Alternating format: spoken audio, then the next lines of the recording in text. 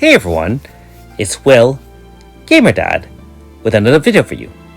So in today's video, we're going to take on the 4 different great elementals at level 80, and keep in mind that we do have to have a minimum of 4.5 billion with a B in order to unlock a super boss later on. Now, if you haven't already, make sure you like and subscribe to my channel. I really appreciate it. I also do have a Patreon account for those who want to support me this way. So first of all, we'll take on I consider to be the easiest of the 4, the Spirit of Undyne. And the reason why is Earth is super overpowered, and we're going to bring a nice Earth Blunt team. You've probably seen similar strategies with me fighting Perilous Tides in my AS Myunfa review. Now, the reason why we're using this team is, first of all, obviously Yifa established its Blunt Zone. ES Melina helps with combo rate, which will really help us deal more damage during the EF. We have AS Tsubame, obviously no explanation there, and AS Myunfa, which stacks and boosts everyone on this team, especially against Earth damage. Now, for those who haven't tried this yet, you only get 3 turns in order to deal 4.5 billion or more. And so you really have to use your best Grasta, your best team, and while you're collecting along the way, you should try to target the power-ups that you need. In general, I would recommend doing 18 of the, power, which you fight 2 of each of the mobs that have power in it, and then I also choose crit damage up 45%, and either type up or type down depending on what your team needs. So I always show it at the beginning of each of the 4 fights. You can either copy that or use whatever strategy you like in general. I highly don't recommend using magic teams, being that the only boost for critical damage is for the physical attacks. Other than that, no real explanation needed, just using Oriyasha, applying type resist debuff, and then just slapping everything down with AS Tsubame. Keep in mind that her spam move, the Boya, actually does increase damage depending on the amount of combo meter percentage you have. So the higher the number, which is 412, the higher the damage for AS Tsubame. And of course, T-God's Majesty guarantees crit for their whole team, so on and so forth. Each shield that you see exploding is equal to 90 million of HP. Or, sorry, 900 million HP. And so you really want to see a minimum of 5 shields explode so that you hit the magic number of 4.5 billion. Alright. So you don't get a lot of experience or git, but the whole point is, like I said, is to hopefully unlock the super bosses. Not only that, you do have to fight it at least once, no matter which elemental you choose. If you don't want to fight the super boss, you still have to do at least one of the 4. Because once you do, you actually, when you're exiting, you not only get the max rewards, which are all those scarlet stones, you do get some new Grasta and some other badges as well. Of course, just like the other dungeon for May, it does keep a record of your best efforts. So here we go, 750. And remember, you need more of those in order to unlock things like chat scripts and other things like that. And once you've gotten 4.5 billion for the very first time, you do get the Almighty Power of Purgatory, Fresh Heal Badge, and Luring Shadow Hammer ×5, which is not bad at all. Keep in mind that the Fresh Heal Badge, for those who don't know, is essentially a badge you equip. You get a skill that heals 25% of your max HP. So it's actually not a bad heal, fixed heal for teams that need a healer, and you can just equip it as a badge. Just as usual, you do need at least 120 light or shadow to get your rewards. And here's the loadout. So feel free to adjust your team as needed, as per the suggestion of a couple of my subscribers who are very, very good. And I'm sure you can join the Another Eden Discord and find them. I'm not currently a member of the Discord community. However, I know that they do a lot of advanced strats and other things up there. So you can definitely go there for additional resources if needed. Now, that being said, here's my loadout. Combo rate Grasta ores are essential to maximize the combo percentage you get. So I usually use about 2 on each of these 4 fights, with the exception of the water, which I'll show you later on. The one that is water that is fighting fire, I found that to be the hardest one, and like I said, I did these in order. So earth I consider to be the easiest one, just because I have a really strong earth blend team. I mean, you can try, like I said, earth slash or other team comps as needed. So there you go. All right, so first one's done. Easiest one done. And now on to the more difficult challenges. Now, for those who are wondering what items I buy at the beginning for these level 80 challenges, you can see I buy a total of 4 items. Attack, which is the power int one. I buy the speed one. I also buy the magic key, which actually reduces the mobs as well as the boss's HP by half. And finally, I buy the one that gives you additional rewards so you can collect more of those scarlet stones along the way. Also, if you are running low on those Rust Carlos stones, just run the level 72 one. You don't really have to work as hard there, and you certainly can get max reward by only doing 90 million damage. I do have a video on my channel showing the basics of that one, and so you can do that a number of times, hoard up the resources, and then come back to fight these challenges as needed. Because remember, each run of this costs 1 red key, and if you fail, you'll have to come back again. So that really sucks. Okay, so in this one, instead of the way I bought things, you can actually buy a zone boost as well. And so in this case, I did buy a fire zone. The last one I didn't need a zone, and so I really used blunt zone by VCing in. In this case, I really needed that fire zone, and you can see the lineup here. Nakoko, which obviously works in any elemental zone. AS Akane with Manifest, Aldo Max Light, as well as AS Sukiya.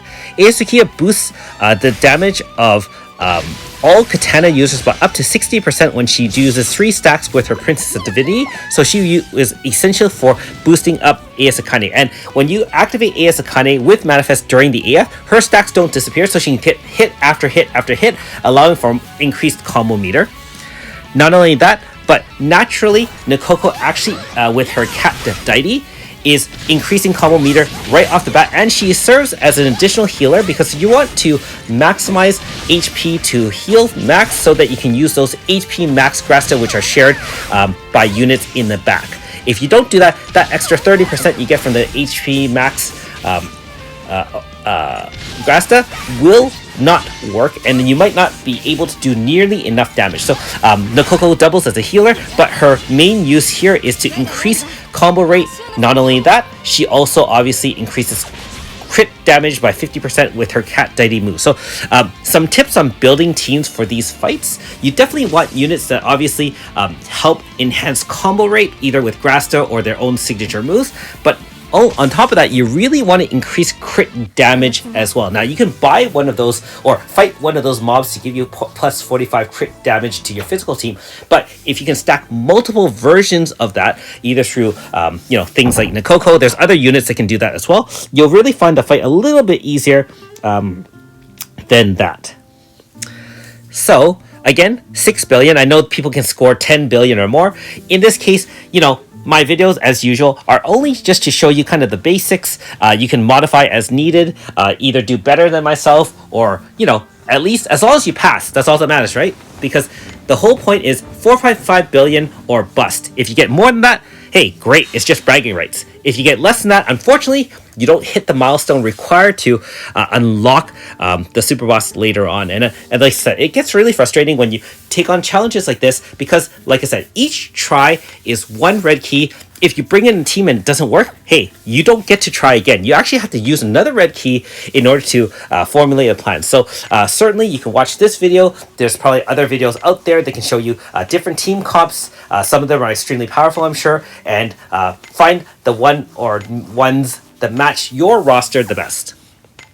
Note that I'm using a Power of Fate Fire on Aldo. So at max light, it gives you more fire type attack power for him. So he works out really well with that Grasta.